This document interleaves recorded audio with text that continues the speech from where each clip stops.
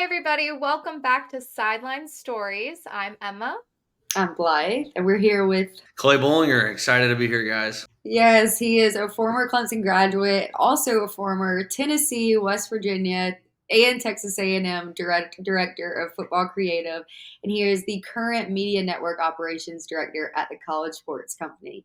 Clay, tell us just a little bit about yourself and your role with the College Sports Company. Yeah, I love it. Appreciate you guys having me on and love talking SEC football. Spent 8 years in the league, so have a lot of stories, a lot of great times and memories. But jumped to the outside earlier this year, took a job with the College Sports Company, and it's been awesome. And so, what we do is build athlete driven media networks. In this day and age of NIL, we're really trying to ramp up an extra avenue of revenue for these schools and partner with two SEC schools now, South Carolina and Tennessee, and really just pumping out content that can be monetized to bring revenue back to the collectives, to the schools, straight to the athletes, right? So handling those kind of day-to-day operations between our networks. I'm living in Austin, Texas, and working remote, but talking with these schools every day and trying to make sure that we're able to provide a great piece of content and just these networks and do a really good job for them to be able to generate revenue, right? And so working with athletes, working with schools, it's really fun and just out there in kind of the wild wild west. And every day is different, and trying to be the leaders in this industry in this different lane right here. So I see on your social media you travel a lot. So with this kind of role, what is like a week in your life? It's been really fun to be on the outside and kind of create my own schedule. So like I have my own 12 game schedule at different schools and different games all throughout the season, and excited to be here in Austin. And my girlfriend Devin, she works for the University of Texas, and being able to be around that program and get to go to those games has really been an unbelievable treat. But from a job standpoint, getting to travel and go and shoot games, meet with teams and meet with collectives around the country. That's really what we've been working on here this summer and fall is to get to Knoxville and Columbia and State College up there. And then also over in Louisville with the 502 Circle Group and our Floyd Street Media property. So just trying to bounce around, see everybody. It's fun too that like having all of the friends that I've met and worked with throughout the industry to go visit them, see them pregame at these different games and whatnot, and just connect and be able to do some things that I wasn't able to do on the team side the last 11 years. So yeah, every week is totally different. We're either shooting or meeting with different collectives and schools. So I can't say that one week is the same, which is I enjoy. Like I love trying new things, seeing new people. It's been really fun. I was going to say, I bet you probably have a friend in every single location. I've been very fortunate to get to have a wide network throughout this game. Being at five different schools, everybody moves on and moves to different places, and so yeah, almost every game on a Saturday, I know somebody on one, if not both sidelines. Well, we talk about that every week is how sports just bring people together. So I think that's amazing. With all the travels you do, you get to see lots of people along the way. No doubt. Moving forward, what trends do you see shaping the future of college football media and content creation in the next 5 years? Because it is such a growing industry now. Yeah, I really do see from our work every day, talking to these collectives, they need extra revenue streams. And you take the Vol Club, Tennessee, for example, right? They're really good at putting on events to where they're bringing in fans, giving them exclusive opportunities to meet with student athletes, just have fun too from a tailgating perspective around games. Like every collective, every school should be monetizing everything, and that includes content, right? And so what we're trying to do is to provide really good content that can then turn around and be monetized, and that's the next frontier. You're going to have obviously your payouts from revenue distribution from each school and the net and the ESPNs and the broadcasting network deals, right? But what are you going to do on top of that? And so 20 million is now going to become the baseline, and so what are you doing above that? And so we're working on finding extra, revenue generation in those lanes to be able to provide that. What has been the most effective in growing your sports media network? Because it is such a competitive landscape in college sports. Yeah, I would say that there's no secrets to it. Like really, what our job at College Sports Co has been is just to outwork everyone and just to be able to provide a great a great product. And so I think what separates us is like myself, Ora Garst. I got to shout him out. Thomas Vihedge, like all these people within our company have worked in college athletics, so we understand what the coaches, the administrators, the athletes themselves want and need. And so like, there's a lot of production companies out there, and I think that that's where our edge is for sure, being able to understand what they need on the ground day to day, and then just hustling, right? And so college athletics is never ending, never stopping. So we're definitely trying to evolve with it. And I think that that's definitely something to where when we build these networks, it's saying, hey, we're going to have a really cool product that the athletes want to be involved in. They can go on and do newspaper, interviews, etc. But like, they want cool content that they collab with on their Instagrams, their X accounts. Like, that's what we're trying to provide. And scaling that out and being able to do it a lot and have a large quantity of quality, like that's absolutely what our deal is here. Oh, that's so cool. And you mentioned, you've obviously worked at many different schools. Which one has been your favorite? This is so tough. So They're all so different too. yeah, and so starting at the beginning, like going to Kentucky in undergrad and being able to be there when we were not very good and kind of dig it out of the hole there, that was so rewarding, and really just being on the cutting edge of content at that time, in 2014, 15, 16, and then it all paying off, and being able to go to bowl games and watching that program grow was awesome, and it led to great opportunities personally too, like getting to go to Clemson, where I crossed paths with Blythe the first time. That, like, that's where I learned probably 10 years worth of content and marketing, just lessons in 1 year. And so I was there in 17 in between the two titles, which I'll forever have to say. But it was exciting to be a part of a playoff run and learn from the Jonathan Gants and Nick Conklins, like absolute legends in this industry. And so that's where it all started. I still enjoy my time in the upstate so much, and it was so fun. And met my girlfriend Devin in West Virginia, and that stopped. So I guess I got to say that was a great one too. That's a good answer. That's a good answer. Yeah, learned a lot from a leadership standpoint, and really, as NIL implemented that summer of 2021, we were right there trying to problem solve in real time, and being a part of those conversations and being a part of the NIL committee there. Like, I learned a lot, and it was a really fun time to and more. No, that's so cool. And expanding on this, you going to all these different places and seeing all these traditions of these different schools. What is one tradition that you would steal from any other college football program and bring it to one of the schools that you've worked at? So my favorites, like singing country roads after a Yeah. win at West Virginia, was unbelievable. People bash on A&M a little bit just with the 12th man, and there's some deep tradition there that I've had cousins that graduated from Texas A&M, and so I have a really strong appreciation for that tradition. And the midnight yell is no joke. You guys got to go to it. It's unbelievable. And then at Tennessee, I mean, just the whole experience there.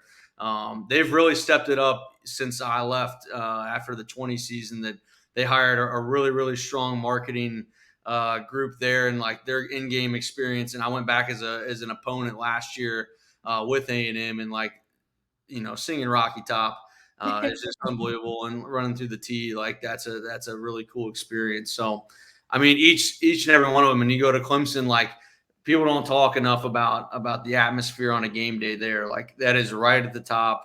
I know that's not SEC territory, but then Kentucky. I'm going home this weekend actually. We call it the Kentucky Double. So you go to Keeneland during the day, the horse racing, and then at night you've got the games during October. So hopefully we take down Auburn on Saturday night. That'd be really fun. But gonna go see the ponies race.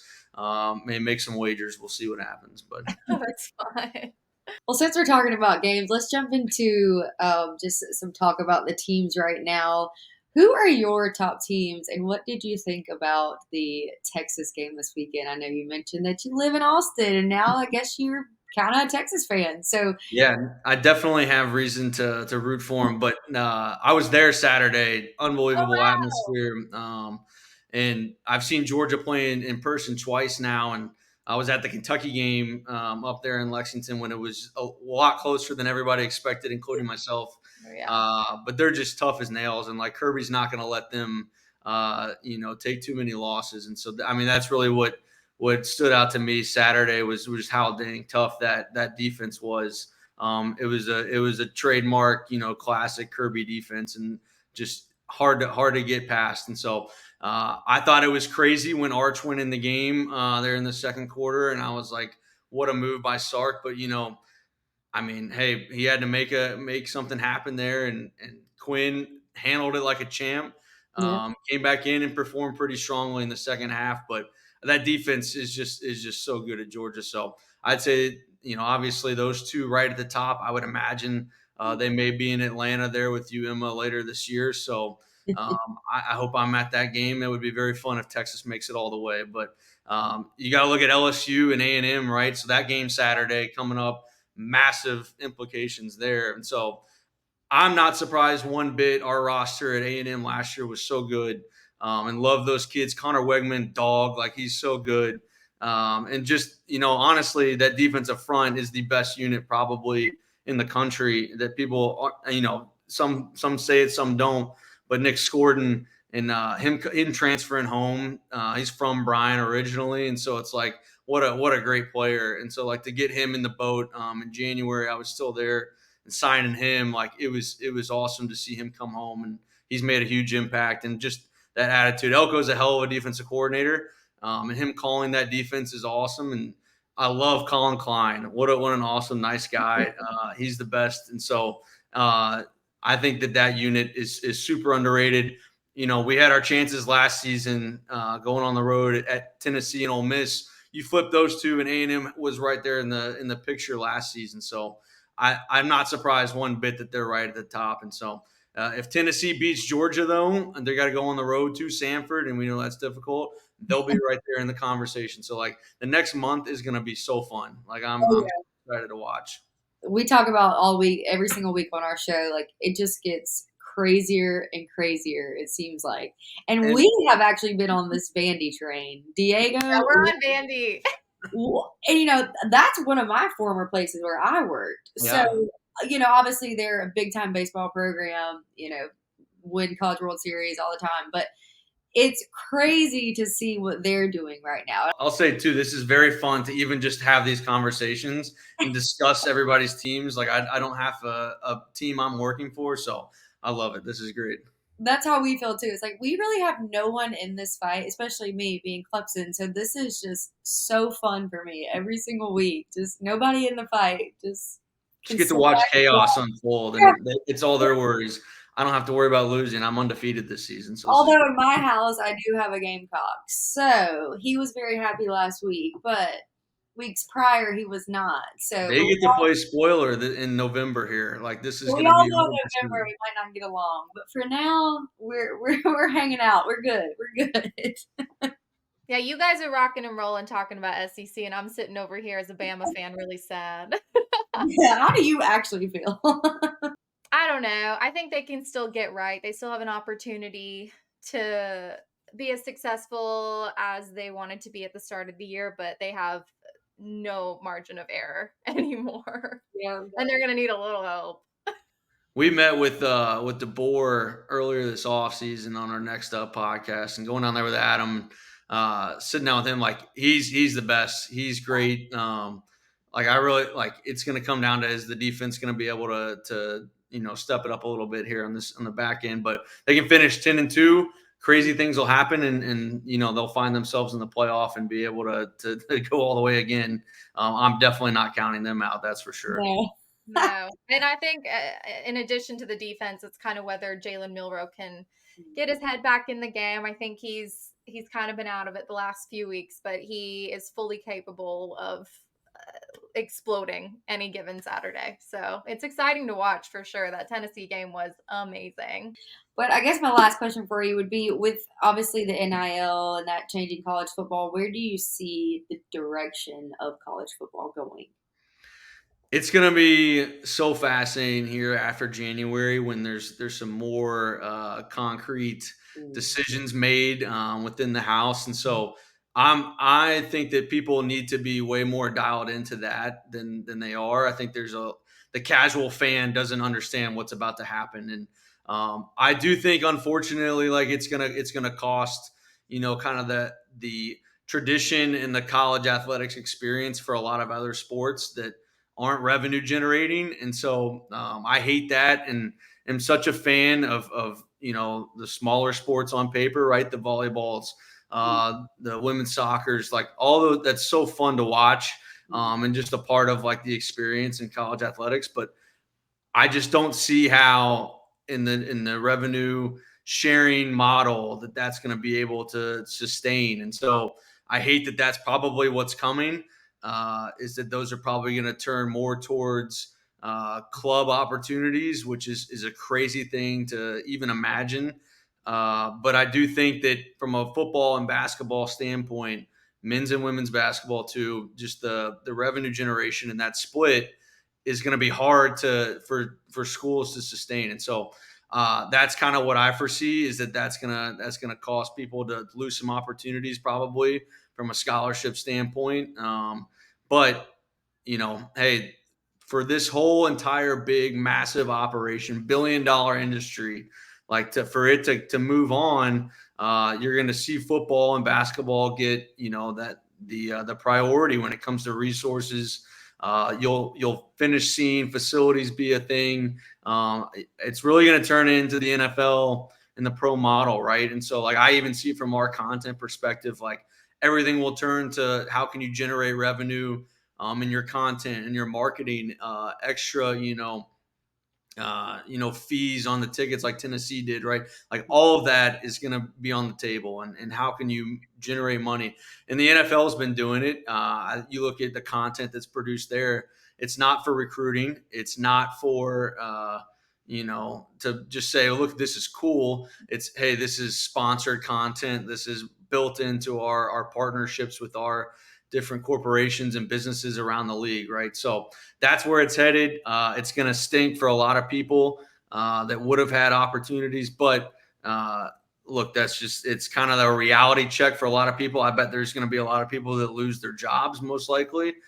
Support staffs have ballooned and there's 70, 80 people on the support staffs, and you're going to see that shrink to the very, very bare bones necessity of the staff. And I hate that for a lot of people, especially that I've worked with over the years. And so it's like, hey, how can you provide value is going to be the question that everyone has to look in the mirror and answer.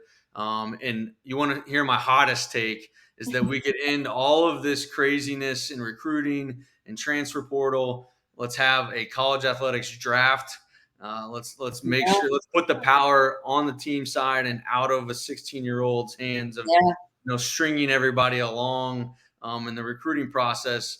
You don't see that in the NFL. The teams have the leg up there and have the control. If we want it to stop being the wild wild west, then we got to end recruiting is what will end all of that. But do I see that happening? No. But it would definitely take some of the theatrics out of all this.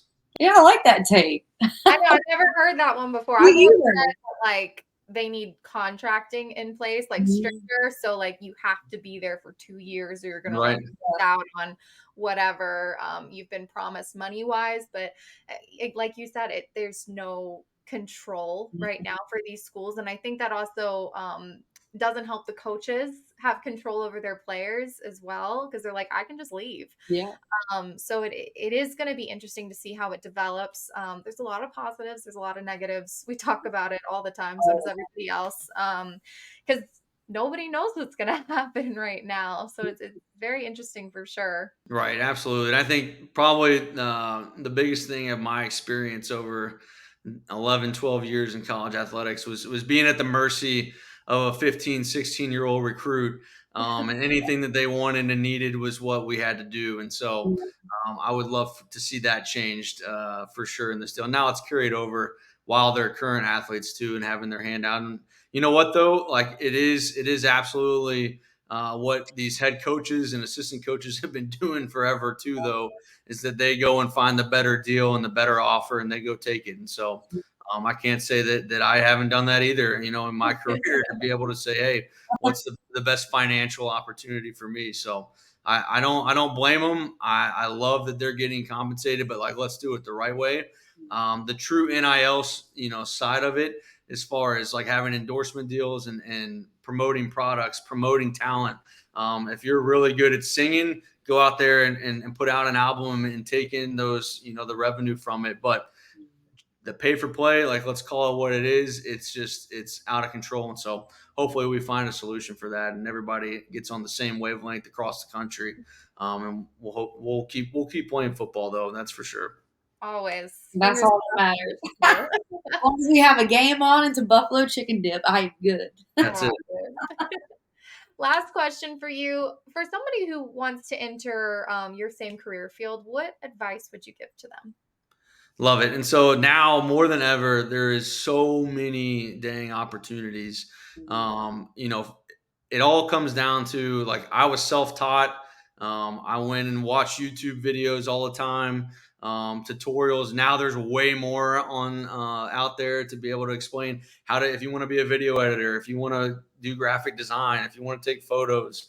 And so from a content perspective, you want to manage social media, like all of that information is out there. And I would also, anybody that wants to learn from this and that watches this by chance, that like, I'm an open book. I'll answer any questions. I'll tell you the truth of it. That, like, it's not glamorous. It's not all that fun some days, but like, you got to love it from a standpoint of like, what are you trying to do? And for me, it was always help the team win. And I was like, hey, I wanted to coach maybe back when I first started.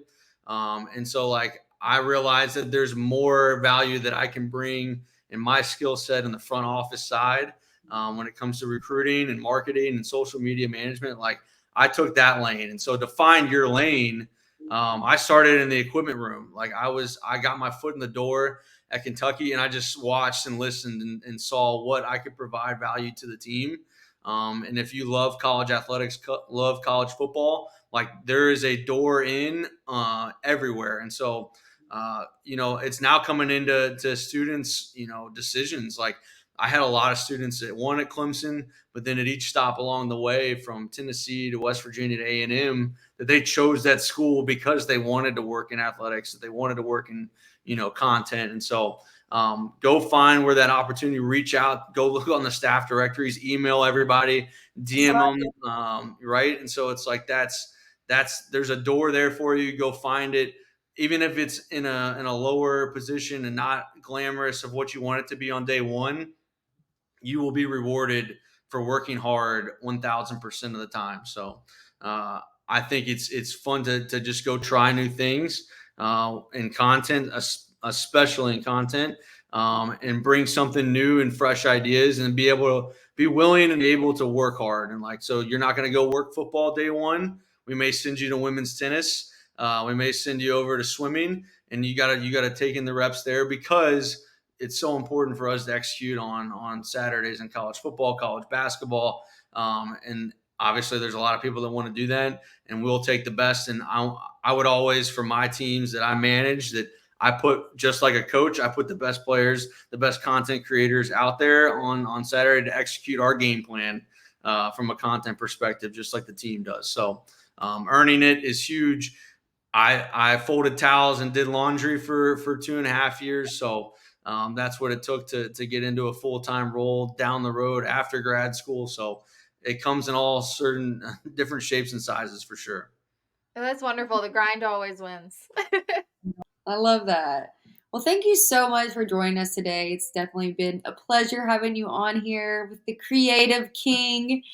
As always, like, subscribe, follow us, and we will see you next week. Start the chant, SEC, SEC. Right. It just means more.